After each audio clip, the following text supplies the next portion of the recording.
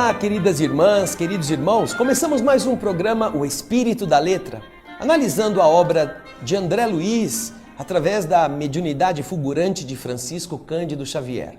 Como você já sabe, começamos o novo livro, Libertação. Veja só, olha ele aqui, que lindo, não é? Na semana passada nós explicamos algumas coisas muito interessantes que eu recomendaria que você visitasse o nosso programa anterior para elucidar-se a respeito dos personagens que estão aqui nesta obra. Esta obra é muito importante e muito rica.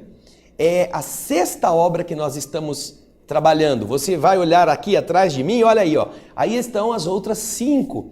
Nosso Lar, Os Mensageiros, estamos vendo aí Obreiros da Vida Eterna, Missionários da Luz, e a última que havíamos trabalhado foi No Mundo Maior. São 5 obras da sequência de André Luiz. E agora estamos nos debruçando sobre este livro, o 6º. Hoje é o capítulo 1º. O título do capítulo é Ouvindo Elucidações. Então você pega o seu livro, porque a gente vai colocando sinônimos, vai explicando coisas que você pode ir anotando, tá bem? Vamos lá? Capítulo 1, Ouvindo Elucidações. Para isso nós vamos para a nossa sala de leitura. Vamos para lá, vamos lá. No vasto salão do educandário que nos reunia, o ministro Flacos, fixando em nós o olhar saturado de doce magnetismo, nos convidava a preciosas meditações. Reunimos-nos ali somente algumas dezenas de companheiros, de modo a registrar-lhe as instruções edificantes. E sem dúvida, a preleção revestia-se de profundo interesse. Podíamos perguntar à vontade dentro do assunto e guardar todas as informações compatíveis com o novo trabalho que nos cumpria desempenhar. Até então, eu havia ouvido comentários referentes às colônias purgatoriais, as colônias de sofrimento, perfeitamente organizadas para o trabalho expiatório ao qual se destinam, arrebanhando milhares de criaturas presas no mal, enraizadas no mal. Entretanto, agora, o instrutor Gúbio, que se mantinha silencioso em nossa companhia, nos havia concedido permissão para acompanhá-lo a um enorme centro dessa espécie. Um enorme centro, onde as almas de cada almal se reuniam. Interessados na palavra fluente e primorosa do orador, o ministro Flacos, seguíamos o curso das elucidações com justificável expectativa de um aluno que não deseja perder um detalhinho do ensinamento, observando que a serenidade e a atenção transpareciam no rosto de todos os aprendizes, considerando-se que todos no recinto éramos candidatos ao serviço de ajuda, de socorro aos irmãos ignorantes, atormentados nas sombras. Dominando-nos, comandando-nos o espírito, o ministro Flacos prosseguia satisfeito, dizendo: os superiores que se disponham a trabalhar em benefício dos inferiores, em ação persistente e substancial, não podem lhes utilizar as mesmas armas, sob pena de se precipitarem no baixo nível deles. A severidade pertencerá ao que instrui, mas o amor é companheiro daquele que serve. Sabemos que a educação, na maioria das vezes, ela vem da periferia para o centro. Contudo, a renovação, traduzindo um aperfeiçoamento real, movimenta-se em sentido inverso, do centro para a periferia. Ambos os impulsos, todavia, são alimentados e controlados pelos poderes quase desconhecidos da mente. Da mente. O espírito humano lida com a força mental, tanto quanto maneja a eletricidade, com a diferença, porém, de que se já aprende a gastar a eletricidade no transformismo incessante da Terra, mal conhece a existência da mente, que nos preside a todos os atos da vida.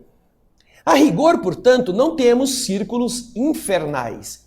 Não existe inferno, de acordo com os figurinos da antiga teologia, onde se mostram indefinidamente gênios satânicos de todas as épocas, E o que nós temos, na verdade, são esferas obscuras, em que se agregam consciências embotadas, consciências insensíveis, por causa da ignorância, cristalizadas no ócio reprovável ou confundidas no eclipse temporário da razão. Desesperadas e insubmissas, rebeldes, criam zonas de tormentos reparadores. Semelhantes criaturas, no entanto, não se regeneram à força de palavras. Não. Necessitam de amparo eficiente, que lhes modifique o tom vibratório, elevando neles o modo de sentir e de pensar. Eminentes pensadores do mundo traçam diretrizes à salvação das almas, mas somos de parecer que possuímos suficiente número de roteiros nesse sentido em todos os setores do conhecimento terrestre. Na atualidade, reclamamos quem ajude o pensamento do homem na direção do alto. Empreender esta tentativa, incentivando-se tão somente os valores culturais, falando só sobre cultura, seria consagrar a tecnocracia, que procura a simples mecanização da vida, destruindo nela as sementes gloriosas da improvisação, de infinito e de eternidade. Grandes políticos e veneráveis condutores nunca se ausentaram do mundo. Passam pela multidão, sacudindo-a ou convocando-a, arregimentando-a. Porém, é forçoso reconhecer que a organização humana, por si só, não atende às exigências do ser imperecível, não atende às exigências da alma. Péricles, por exemplo, o estadista que legou o seu nome a um século inteiro, realiza edificante trabalho educativo junto dos gregos. Entretanto, não lhes diminui, não lhes atenua a belicosidade e os desejos, os pruridos de superioridade, de hegemonia, sucumbindo ao assédio de um aflitivo desgosto. Alexandre, o Conquistador, organiza vastíssimo império, estabelecendo uma civilização respeitável. No entanto, não impede que os seus generais prossigam em conflitos sanguinolentos, difundindo o saque e a morte. Augusto, o Divino, unifica o Império Romano em sólidos alicerces, concretizando avançado programa político em benefício de todos os povos, mas não consegue banir de Roma a loucura pela dominação a qualquer preço. Constantino o Grande, advogado dos cristãos indefesos, oferece um novo padrão de vida ao planeta. Contudo, não modifica as disposições detestáveis de quantos guerreavam em nome de Deus. Napoleão, o ditador, impõe novos métodos de progresso material em toda a terra, mas não se furta ele próprio às garras da tirania pela simples ganância da posse. Pasteur, o cientista, defende a saúde do corpo humano, devotando-se abnegado ao combate silencioso contra a selva microbiana. Todavia, não pôde evitar que seus contemporâneos se destruíssem reciprocamente em disputas incompreensíveis e cruéis. Permanecemos diante de um mundo civilizado na superfície, que reclama não só a presença daqueles que ensinam o bem, mas principalmente daqueles que o praticam. Sobre os mananciais da cultura, nos vales da terra, é imprescindível que desçam as torrentes da compaixão do céu, através dos montes do amor e da renúncia. Cristo não brilha apenas pelo ensino sublimado, resplandece na demonstração. Em companhia dele, é indispensável mantenhamos a coragem de amparar e salvar, descendo aos recessos do abismo. Puxa vida, aqui já vemos muitos ensinamentos. Flacos está dizendo, o nosso esforço de mudar é de mudar a mente. Não é a cultura apenas. É mudar o foco, a forma de pensar, a forma de imaginar-se a gente no mundo. E para isso, diz ele, é muito útil, é muito bom termos a cultura, termos o acesso à inteligência através dos ensinos, mas é mais importante que nós desenvolvamos este sentimento para entendermos como funciona o universo. Gente que modifique a natureza das coisas pela força sempre existiu. Estamos vendo aí os grandes conquistadores, cientistas Mas mesmo com tudo isso, eles não conseguiram tirar da mente a ideia do domínio, a ideia da posse, a ideia de querer mais, de escravizar os outros. Porque é isto que a mente das pessoas está focada. É nesta realidade. Então o ministro Flaccus está dizendo, se nós queremos ajudar os que estão nos abismos, é preciso não apenas falar para eles, é preciso despertar neles a mente e o sentimento para outro padrão. E só aí eles serão diferentes por eles mesmos. Não por medo, não por seguirem alguém que disse e eles acreditaram. É preciso que as próprias almas se convertam. E a conversão não é um ato de palavras, é um regime de amor, como ele disse aqui.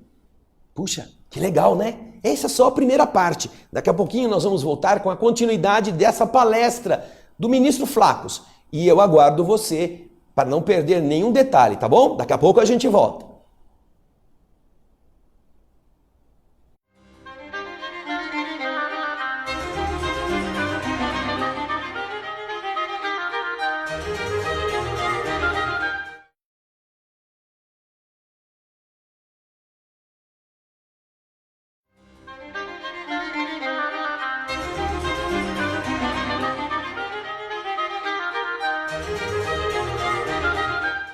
Olá, queridas irmãs, queridos irmãos, estamos de volta com o livro Libertação, capítulo 1. Eles estão ouvindo elucidações, lá no plano espiritual estão ouvindo o ministro Flaccus. Reúnem-se alguns em um auditório e você vai ver aí na imagem do projeto Imagem a representação daquele encontro.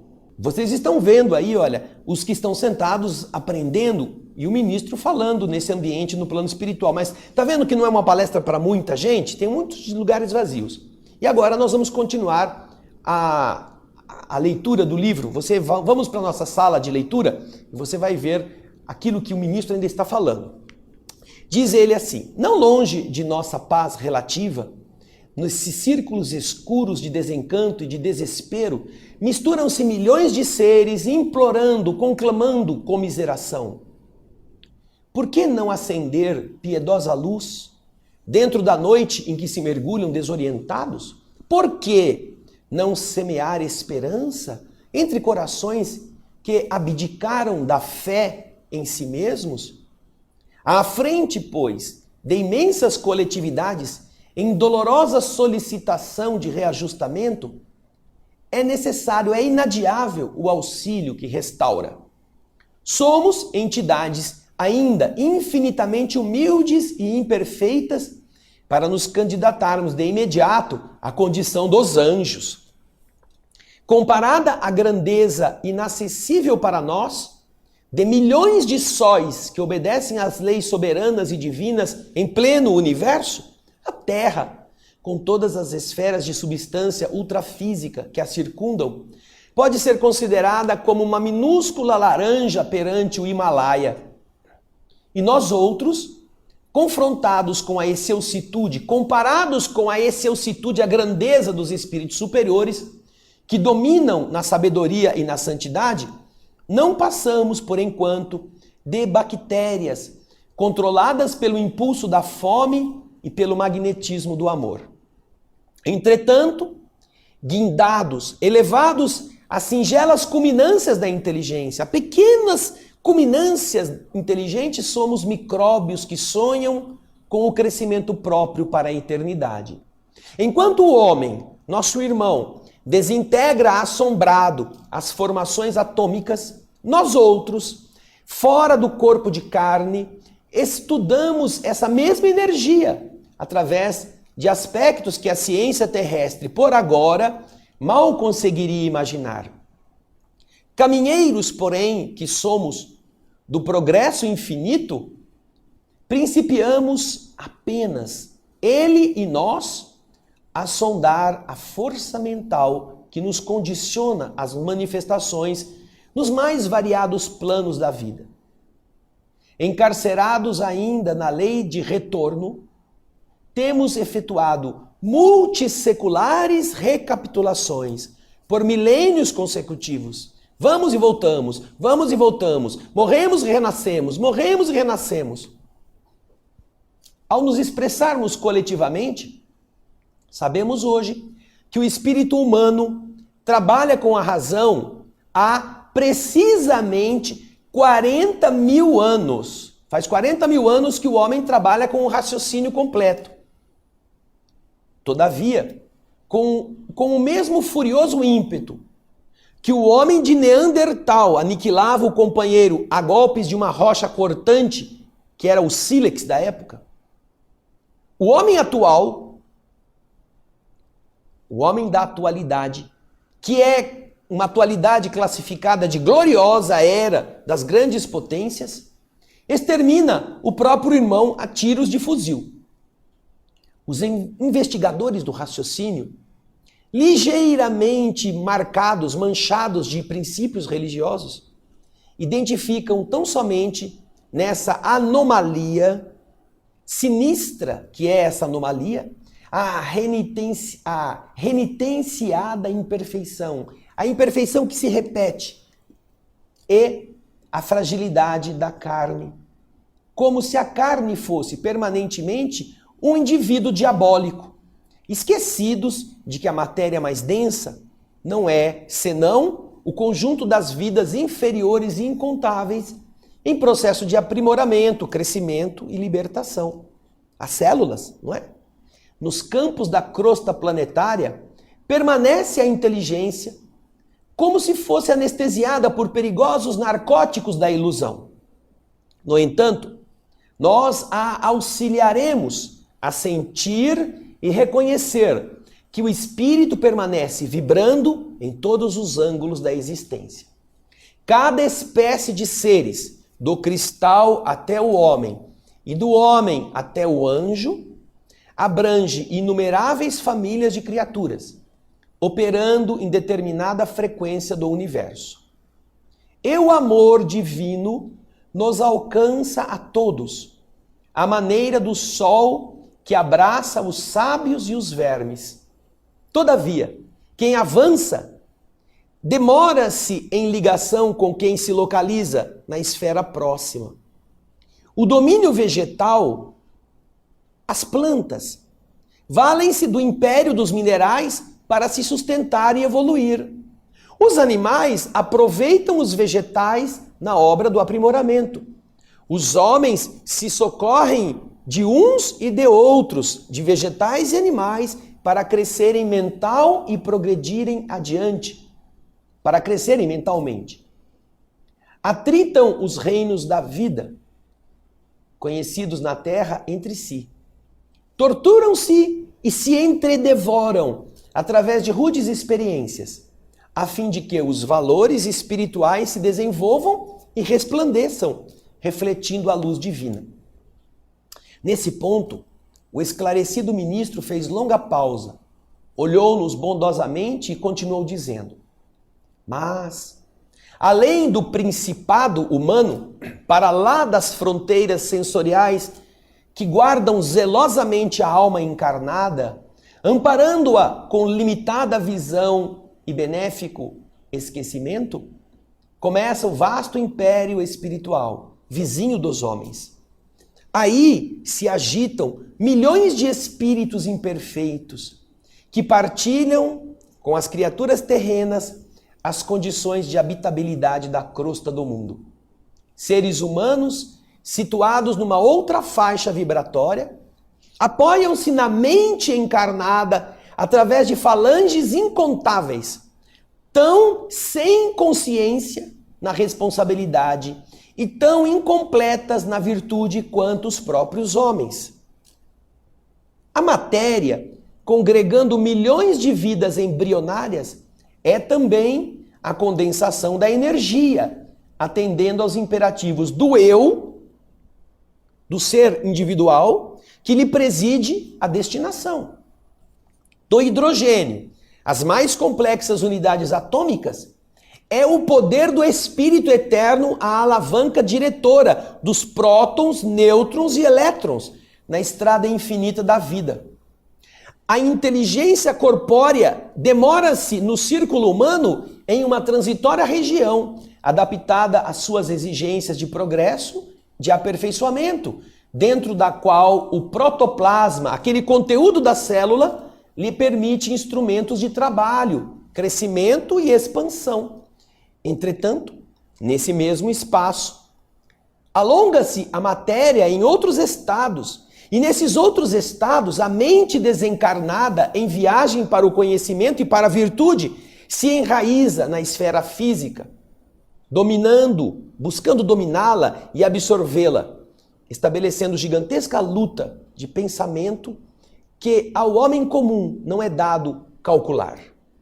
Frustrados em suas aspirações de vaidoso domínio no domicílio celestial, homens e mulheres de todos os climas e de todas as civilizações, depois da morte, esbarram nessa região em que se prolongam as atividades terrenas e elegem o instinto de soberania sobre a terra, de domínio que eles carregam como única felicidade digna do impulso de conquistar. Rebelados filhos da providência, tentam desacreditar a grandeza de Deus, estimulando o poder ditador da inteligência insubmissa e orgulhosa, e buscam preservar os círculos terrestres para a dilatação indefinida do ódio e da revolta, da vaidade e do crime, como se o planeta, em sua expressão inferior, lhe fosse paraíso único, ainda não integralmente submetido aos seus caprichos, em vista da permanente discórdia reinante entre eles próprios. É que, confinados ao berço escabroso da ignorância, em que o medo e a maldade, com inquietudes e perseguições recíprocas, vão consumindo as suas forças e inutilizando o tempo, não se aperceberam da situação dolorosa em que se acham. São estes os espíritos que estão nas zonas umbralinas, que se apoiam sobre as intenções negativas dos vivos, dos encarnados, e se enraizam na sua mente, se alimentam deles e os mantêm no mesmo padrão inferior, no mesmo lodo. Aí quando morrem os daqui, vão para o mesmo lado deles e eles querem manter o domínio desta forma. Veja só como é interessante o que o ministro está falando para nós percebermos em que ponto estamos. E por que é importante o discernimento e o amor. Mas, daqui a pouco nós vamos voltar com a terceira parte do programa. A palestra é muito rica. Nós voltamos daqui a pouquinho. Espero que você esteja apreciando a sabedoria do ministro Flacos para a nossa própria vida. Eu espero você em alguns instantes.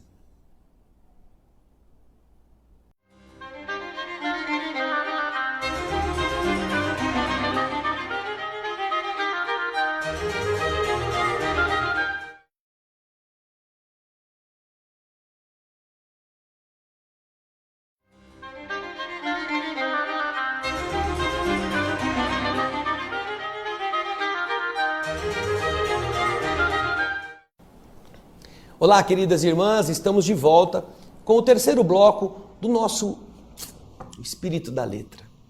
Puxa, quanta coisa linda tem nessa letra, não?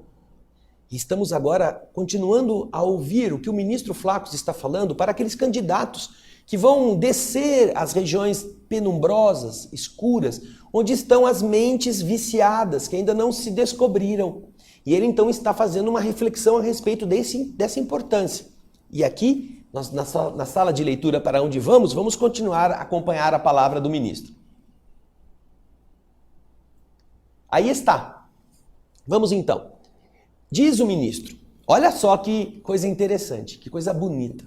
Fora do amor verdadeiro, toda a união é temporária, e a guerra será sempre o estado natural daqueles que perseveram na posição de indisciplina.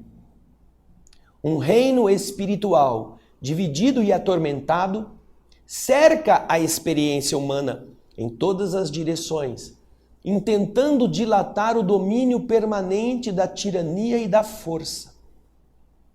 Sabemos que o Sol opera por meio de radiações, nutrindo maternalmente a vida a milhões de quilômetros.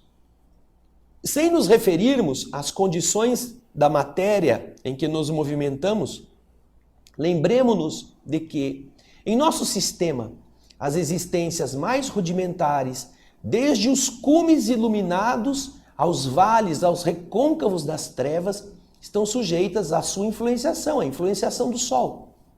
Como acontece aos corpos gigantescos do cosmos, também nós outros, espiritualmente, caminhamos para o auge, para o zênite evolutivo, experimentando as radiações uns dos outros. Nesse processo de muitas formas de intercâmbio, de atração, de imantação, de repulsão, aperfeiçoam-se mundos e almas na comunidade universal. Dentro de semelhante realidade, toda a nossa atividade terrestre se desdobra num campo de influências que nem mesmo nós, os aprendizes humanos, em círculos mais altos, poderíamos por enquanto determinar. Incapacitados de prosseguir além do túmulo, a caminho do céu que não souberam conquistar, os filhos do desespero se organizam em vastas colônias de ódio, de miséria moral, disputando entre si a dominação da terra.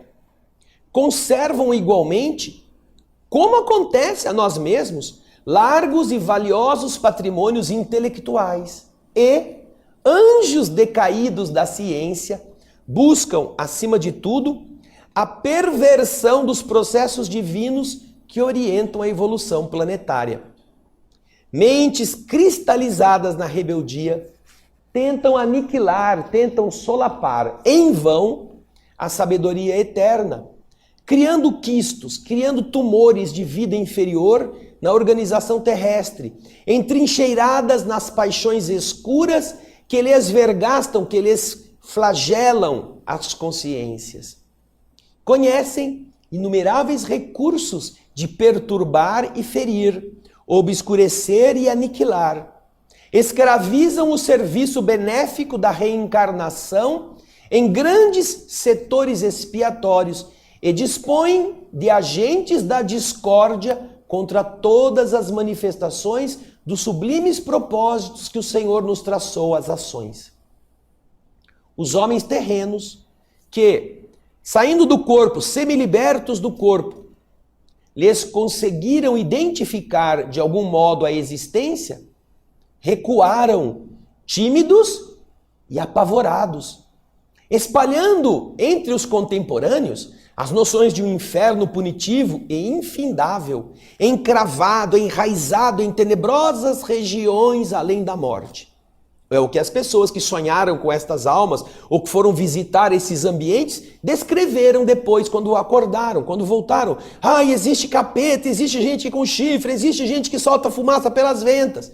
E descreveram assim. E é o que ele está dizendo. Acompanhe o texto aí, ó. A mente infantil da terra, embalada pela ternura paternal da providência, através da teologia comum, nunca pôde apreender de maneira mais intensiva a realidade espiritual que nos governa os destinos. Raros são os homens que compreendem na morte simples modificação de roupa, de envoltório. E um número ainda menor de pessoas, ainda mesmo em se tratando dos religiosos mais avançados, guardam a prudência de viver no corpo físico de conformidade com os princípios superiores que eles defendem. Somos defrontados agora pela necessidade da proclamação de verdades velhas para os velhos ouvidos e de verdades novas para os ouvidos novos da inteligência juvenil situada no mundo. O homem, presumível herdeiro da coroa celeste, é o condutor do próprio homem dentro de enormes extensões do caminho evolutivo. Entre aquele que já se acerca do anjo e o selvagem, que ainda se limita com o irracional, existem milhares de posições ocupadas pelo raciocínio e pelo sentimento dos mais variados tipos, das mais variadas colorações e matizes. E se há uma corrente brilhante e maravilhosa de criaturas encarnadas e desencarnadas que se dirigem para o monte da sublimação, desferindo um glorioso cântico de trabalho, de imortalidade, de beleza, de esperança, exaltando a vida, Outra corrente existe, escura e infeliz, nas mesmas condições, interessada em descer aos recôncavos das trevas, lançando perturbação, desânimo, desordem e sombra, consagrando a morte. Espíritos incompletos, que somos ainda, aderimos aos movimentos que lhes dizem respeito e colhemos os benefícios da elevação, da subida e da vitória, ou os prejuízos da descida e da derrota, controlados pelas inteligências mais vigorosas que a nossa, e que seguem conosco, lado a lado, na zona progressiva, que leva para cima, ou na zona deprimente em que nos colocamos. O inferno, por isso mesmo, é um problema de direção espiritual. Satã é a inteligência perversa. O mal é o desperdício do tempo ou o emprego da energia em sentido contrário aos propósitos do Senhor. O sofrimento é reparação ou ensinamento renovador. As almas decaídas, contudo, quaisquer que sejam, não constituem uma raça espiritual que esteja sentenciada sem remédio ao satanismo, integrando apenas, tão somente, a coletividade das criaturas humanas desencarnadas em posição de absoluta insensatez. Sem juízo. Um dia vão voltar ao juízo. Misturam-se à multidão terrestre, exercem atuação singular sobre inúmeros lares e sobre inúmeras administrações. E o interesse fundamental das mais poderosas inteligências, dentre essas entidades inferiores, é a conservação do mundo ofuscado e distraído, à força da ignorância defendida e do egoísmo recalcado, adiando-se o reino de Deus entre os homens indefinidamente. De milênios, a região em que respiram padece extremas alterações, como acontece ao campo provisoriamente ocupado pelos povos conhecidos. A matéria que lhes estrutura a casa, a moradia, sofre tremendas modificações e precioso trabalho seletivo se opera na transformação natural dentro dos moldes do infinito bem. Entretanto, embora de fileiras compactas incessantemente substituídas, persistem por séculos sucessivos, acompanhando o curso das civilizações e seguindo-lhes os esplendores e experiências, aflições e derrotas. São estes os espíritos que têm mantido a terra e os homens que se afinizam com eles na condição da distração, de jogar fora o seu tempo, de não usar a inteligência para fins positivos e benéficos. Porque quando eles estão encarnados ou quando eles estão no plano espiritual, eles se acompliciam com esses valores. E ao invés de quererem subir, não apenas eles querem descer, mas eles querem impedir que outros subam. E quando o ser encarnado que está aqui no mundo não tem noção de que é a sua mente que decide, ele pode afiliar-se por prazer, por gostar, por viciações, por ser mais confortável a essa corrente que o mantém longe do caminho reto, da disciplina interior, da seriedade dos seus preceitos, da disciplina, do idealismo. Porque isso custa, isso dá trabalho, isso incomoda. É isso que os espíritos nos estão dizendo. Esta é uma corrente que está existindo em conflito com a outra, que quer subir, que quer melhorar.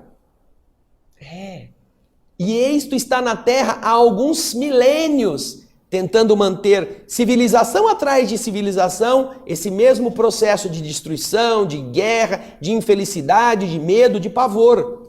É o que nós estamos vendo hoje com intensidade. Mas, puxa, o capítulo está chegando ao fim. Nós só temos mais um bloco. Vamos ver como vai terminar a preleção do ministro? Nós vamos fazer um breve intervalo, daqui a pouco estamos de volta. Eu aguardo você.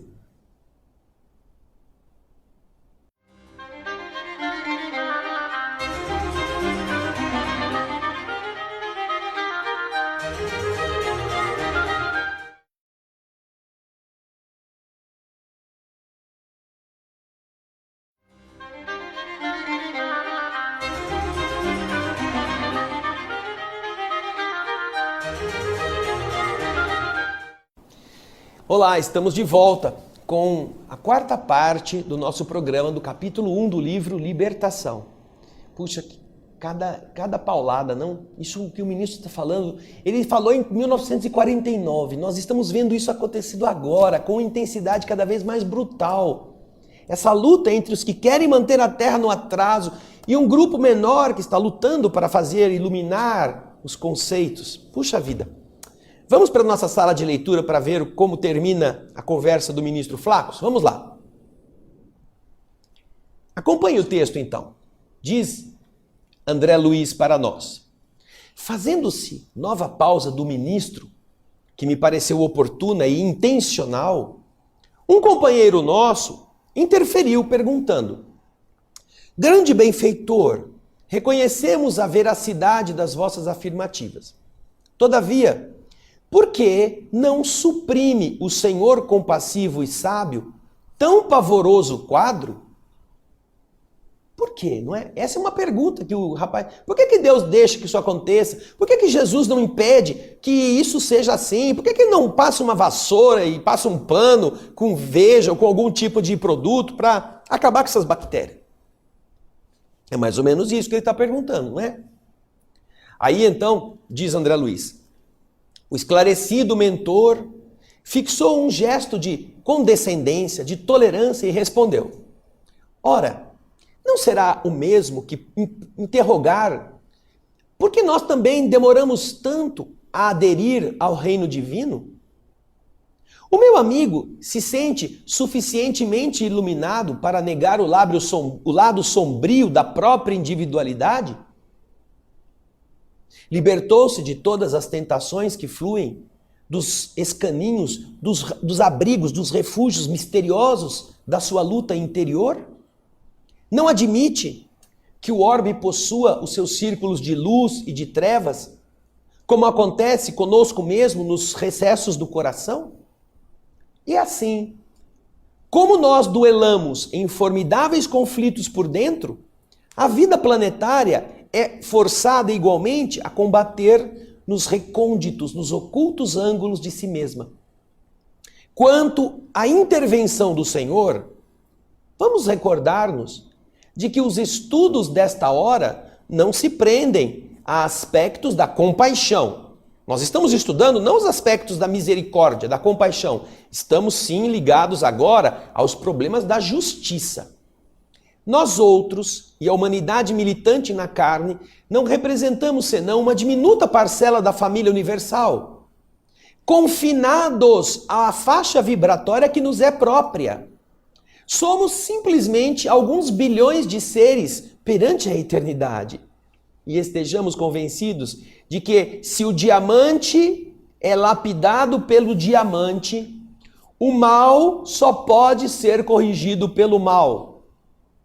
Funciona a justiça através da injustiça aparente, até que o amor nasça e redima aqueles que se condenaram a longas e dolorosas sentenças diante da boa lei. Homens perversos, calculistas, delituosos e inconsequentes são vigiados por gênios da mesma natureza, que se afinam com as suas tendências, as tendências que são próprias dessas pessoas. Realmente, nunca faltou proteção do céu contra os tormentos que as almas endurecidas e ingratas semearam na terra. E os numes, os deuses guardiães, não se despreocupam dos tutelados. No entanto, seria ilógico e absurdo designar um anjo para proteger criminosos.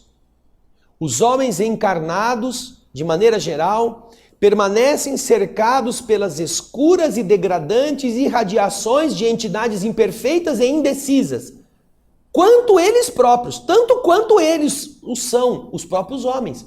Criaturas que lhes são invisíveis ao olhar, mas que lhes partilham a residência, moram com os homens.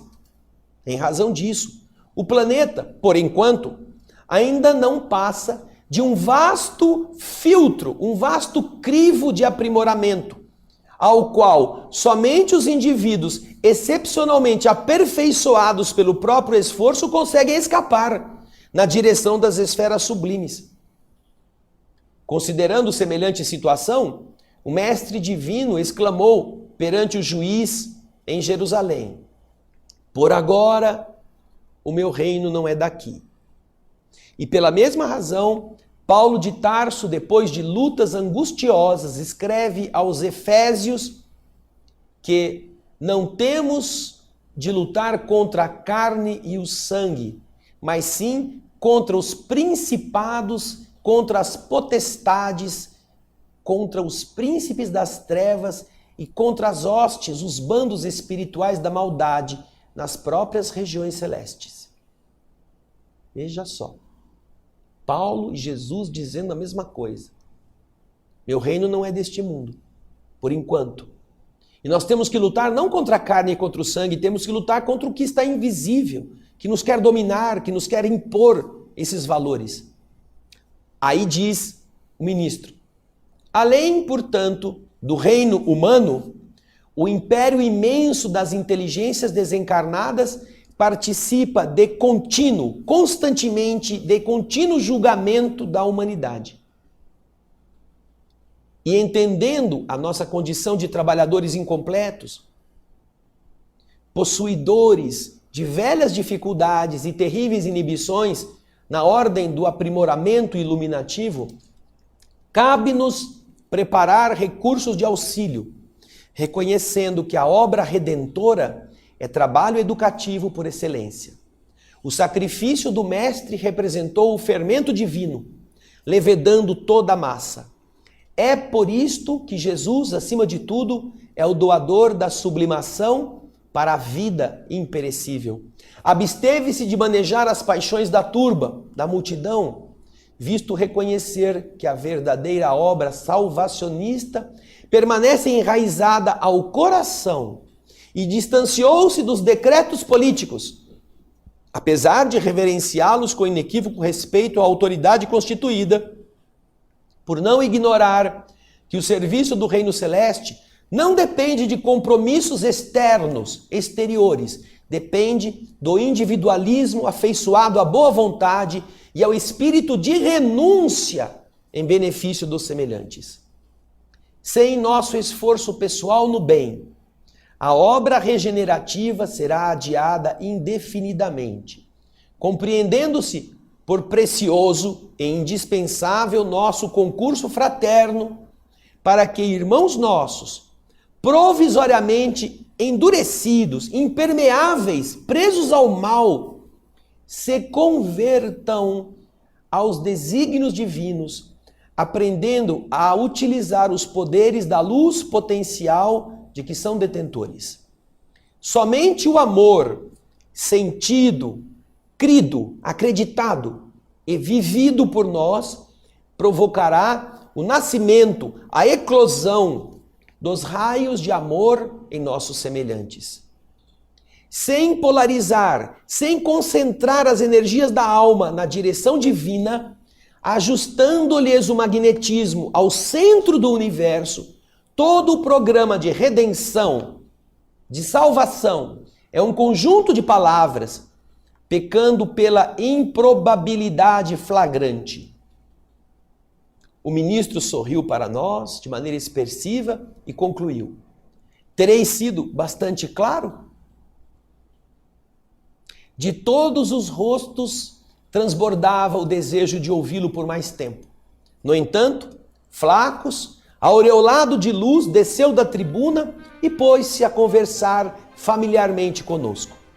A preleção havia sido encerrada. As considerações ouvidas despertavam em mim o máximo interesse. No entanto, era preciso aguardar nova oportunidade para mais amplos esclarecimentos. Ah, queridas irmãs, queridos irmãos, cada vez que eu leio isto, eu entendo por que nós estamos aqui. Não porque somos bons, não porque fazemos algo que corresponda à grandeza de uma missão, não.